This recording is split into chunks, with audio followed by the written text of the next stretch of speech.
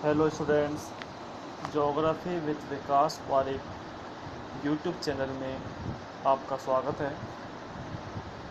कक्षा 11 के भूगोल विषय के अंतर्गत हम अक्षांश व देशांतर रेखाओं का अध्ययन कर रहे थे। जैसा पिछली वीडियो में ही बताया था, ये टॉपिक भूगोल विषय के आधार के रूप में जाने जाते हैं। फिजिकल ज्योग्राफी जो ज्योग्राफी का एक पार्ट है, आपको समय समय पर हर जगह इनके बारे में जानकारी प्राप्त करनी होगी। अर्थात ये टॉपिक भूगोल के अंतर्गत काफ़ी जगह पर आते हैं। ऐसे में इनका विस्तृत ज्ञान होना बेहद ज़रूरी है। पिछली वीडियो में अक्षांश रेखाओं की चर्चा की थी। बताया था कि अक्षांश रेखाएं ग्लोब पर उपस्थित वे काल्पनिक रेखाएं होती हैं जो ग्लोब के पूर्वी भाग को पश्चिमी भाग से मिलाने का कार्य करती हैं। ये ईस्ट, ये वेस्ट, ये नॉर्थ और ये साउथ। तो ग्लोब पर उपस्थित वे काल्पनिक रेखाएं जो ग्लोब के पूर्वी भाग को पश्चिमी भाग से मिलाती हैं, वे अक्षांश रेखाएं कहलाती हैं और इनका विस्तार से अध्ययन कर लिया था। आज उसी क्रम में हम चलते हैं और अक्षांश रेखाओं के बाद दूसरी रेखाओं की जानकारी हासिल करेंगे और वो हैं देशांतर रेखाएं। देशांतर रेखाएं ग्लोब पर उपस्थित वे काल्पनिक रेखाएं होती हैं जो ग्लोब के उत्तरी भाग को दक्षिणी भाग से मिलाने का कार्य करती हैं। ध्यान दें, ये समस्त रेखाएं काल्पनिक रेखाएं हैं। इनका वास्तविकता से कोई संबंध नहीं है। पृथ्वी पर ऐसी कोई रेखाएं अंकित नहीं हैं जो हमें दिखाई दें कि आप सोचें कि देशांतर रेखाएं आपको दिखाई दे जाएं पृथ्वी पर, या अक्षांश रेखाएं। नहीं, ये सिर्फ भूगोलवेताओं के द्वारा मानचित्र निर्माण, जलवायु क्षेत्रों के विभाजन आदि के लिए तथा समय निर्धारण करने के लिए खींची गई काल्पनिक रेखाएं हैं जो ग्लोब पर और सिर्फ मानचित्रों पर दिखाई देती है। पृथ्वी पर ऐसी कोई रेखाएं नहीं हैं। तो बात आती है देशांतर रेखाओं की कि ग्लोब पर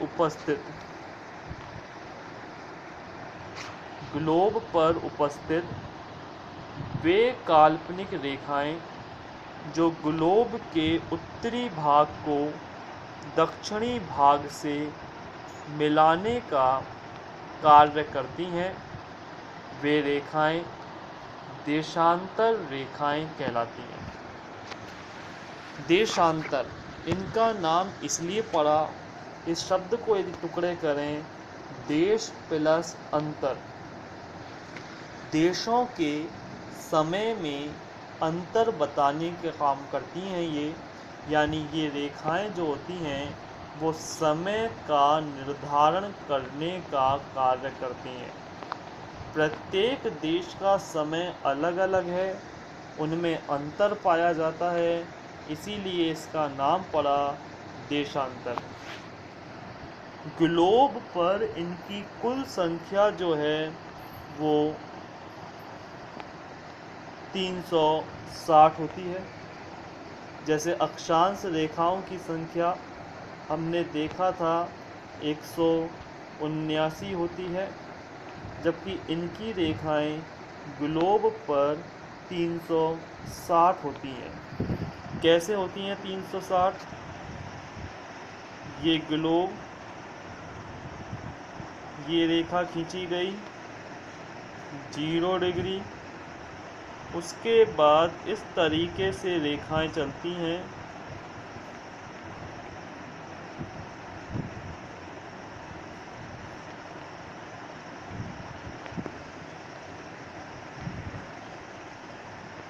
इन रेखाओं में 180 रेखाएं इस तरफ होती हैं और 180 रेखाएं इस तरफ, अर्थात ये मिड रेखा है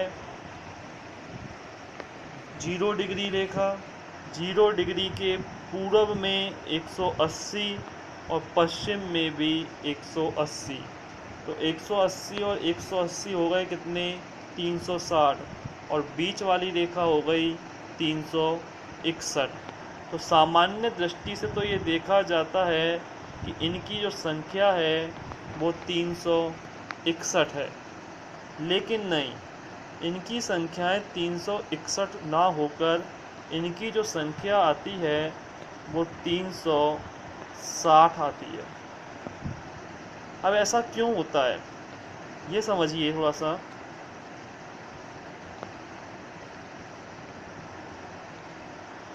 जब ग्लोब का निर्माण किया जाएगा तो उसमें ये मिड रेखा है, और ये मिड रेखा सामने की तरफ तो है ही, साथ में पीछे की तरफ भी जा रही है, इस तरह से घूम कर आ रही है।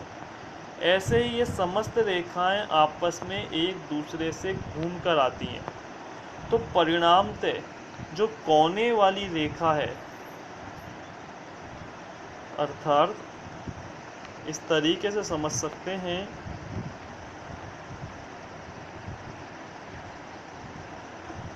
कि ये जो कोने वाली रेखाएं चलेंगी,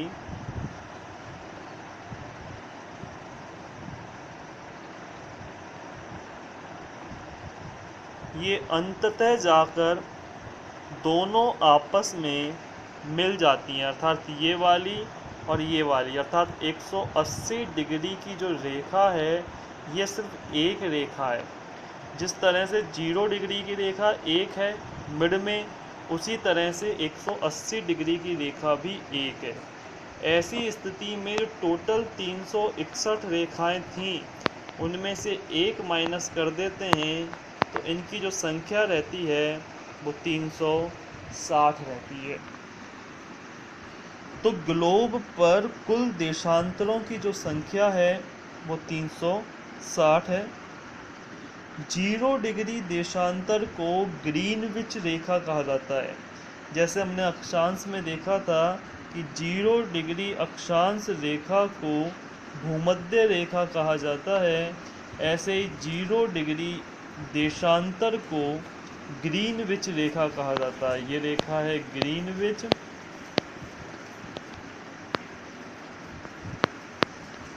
और ये रेखा है भूमध्य रेखा।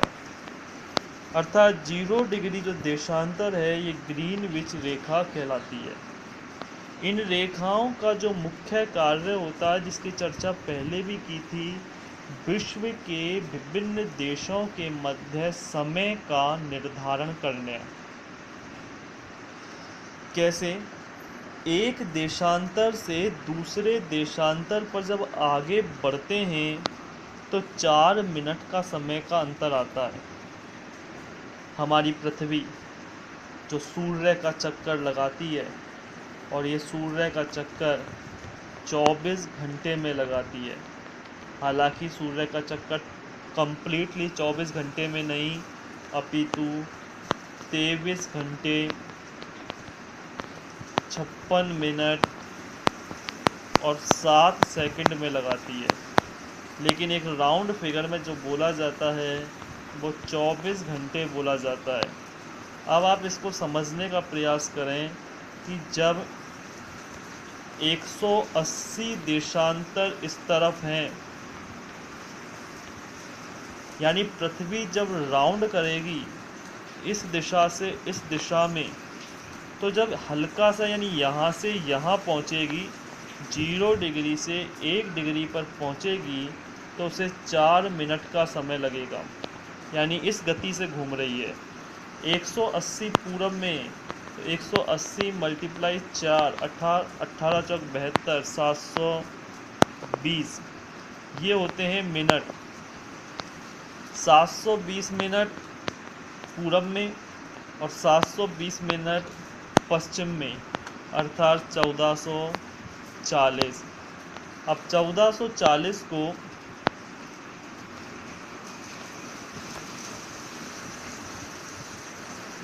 1440 में अगर 60 का भाग दिया जाएगा तो 0 से 0 कट जाती है, 6 दूनी 12, बचते हैं 2, 6 चौक 24, यानी 24 घंटे का समय आता है। तो वही बात आ गई कि पृथ्वी जो चक्कर लगाती है घूमने में, वो 24 घंटे का समय लगाती है।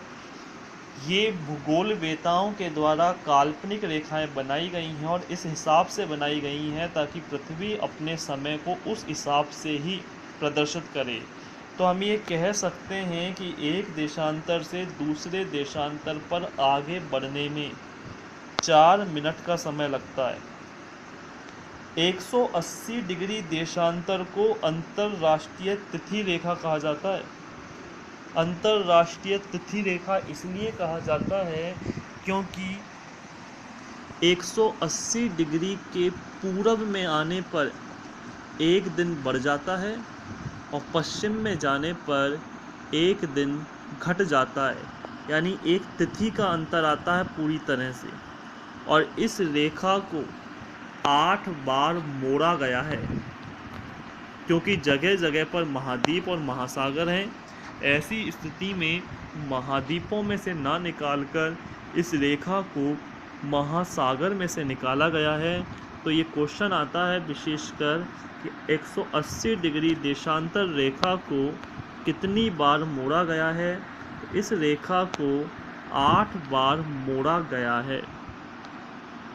82.5 डिग्री पूर्वी देशांतर भारत की समय रेखा कहलाती है। भारत की समय रेखा 82.5 डिग्री देशांतर, अर्थात ये ग्लोब है, ये बीच में 0 डिग्री देशांतर। कल्पना करते हैं कि ये 82.5 डिग्री देशांतर है।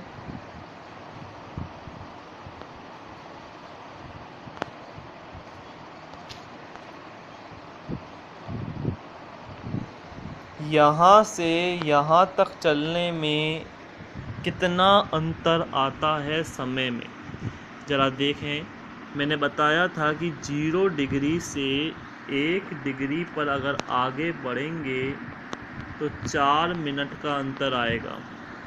तो जब 0 से 82.5 आगे बढ़ते हैं तो 82 यानी 82.5 मल्टीप्लाई 4 जो निकल कर आता है वो निकलता है 330 मिनट। अब इस 330 मिनट को घंटे बनाते हैं तो 60 का डिवाइड करते हैं, जो निकल कर आता है समय वो 5.5 घंटे का समय निकल कर आता है। अर्थात जब 0 डिग्री पर दोपहर के 12 बज रहे होते हैं तो हमारे देश में यानी 82.5 डिग्री रेखा पर शाम के 5:30 बजते हैं। अर्थात दोनों के मध्य जो अंतर आता है वो 5.5 घंटे का आता है। सुना होगा और देखा होगा कि कभी किसी महाद्वीप में रात हो रही होती है और कभी किसी महाद्वीप में दिन। इसका कारण यही है कि समय का जो अंतर आ रहा है वो इसी तरह से आ रहा है। 0 डिग्री जो रेखा है वो लंदन से गुजरती है। जब लंदन में दोपहर के 12 बजेंगे तो हमारे यहाँ शाम के 5:30 बजेंगे। अगर हम पश्चिम दिशा की तरफ होते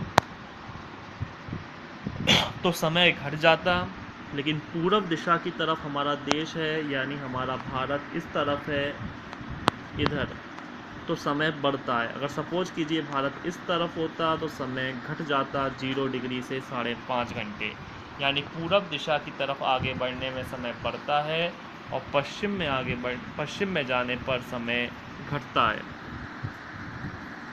82.5 डिग्री जो रेखा है वो भारत के 5 राज्यों से होकर गुजरती है।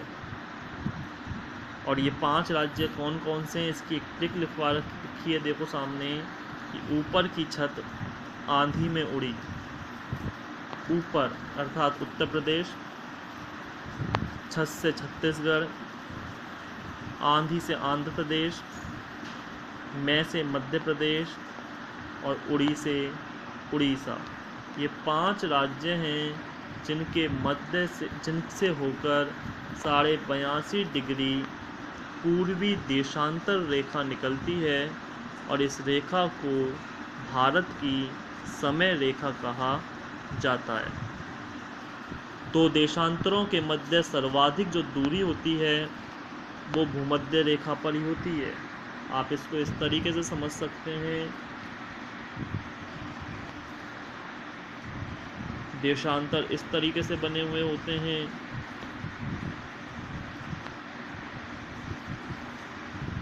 तो आप देखेंगे कि जैसे जैसे ऊपर जा रहे हैं वैसे वैसे इनमें गैप जो है कम होता जा रहा है। सर्वाधिक जो गैप दिखाई देता है वो इस जगह ही दिखाई देता है, भूमध्य रेखा पर।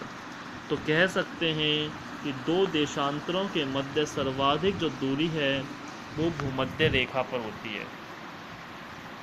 इसके अतिरिक्त लास्ट टॉपिक देखें, ग्लोब पर जो अक्षांश व देशांतर रेखाओं के द्वारा जाल बनाया जाता है, इस जाल को ग्रिड जाल कहते हैं।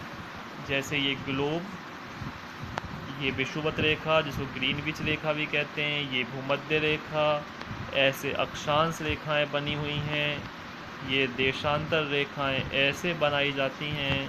तो जो ये जाल बन रहा है ये जाल ग्रिड जाल कहलाता है। ये विशेष क्वेश्चन आता है कई बार कंपटीशन एग्जामों में, ऐसे जाल को ग्रिड जाल कहते हैं। हम बात करें अगर जयपुर शहर की, तो हमारा जयपुर शहर इस ग्रिड पैटर्न पर ही बसा हुआ है, जिसमें सड़कें जो हैं वो इस तरीके से निकली हुई हैं समकोण पर और मध्यवर्ती क्षेत्रों में बसावट है। तो जयपुर शहर ग्रिड पैटर्न पर बसा हुआ शहर है और अक्षांश व देशांतर रेखाओं के जाल को ग्रिड जाल कहा जाता है। तो भूगोल विषय के संक्षिप्त टॉपिक के अंतर्गत हमने देखा अक्षांश व देशांतर रेखाओं के बारे में। हालांकि ये टॉपिक और भी अधिक विस्तारात्मक हैं, जिनको ऑनलाइन पढ़ा पाना संभव नहीं है। इसके लिए क्लास का होना बेहद ज़रूरी है। इसलिए आज हम इतनी ही संक्षिप्त जानकारी प्राप्त करेंगे। आगामी टॉपिक्स को देखने के लिए अपनी लगातार वीडियो देखते रहिए। जब तक के लिए धन्यवाद।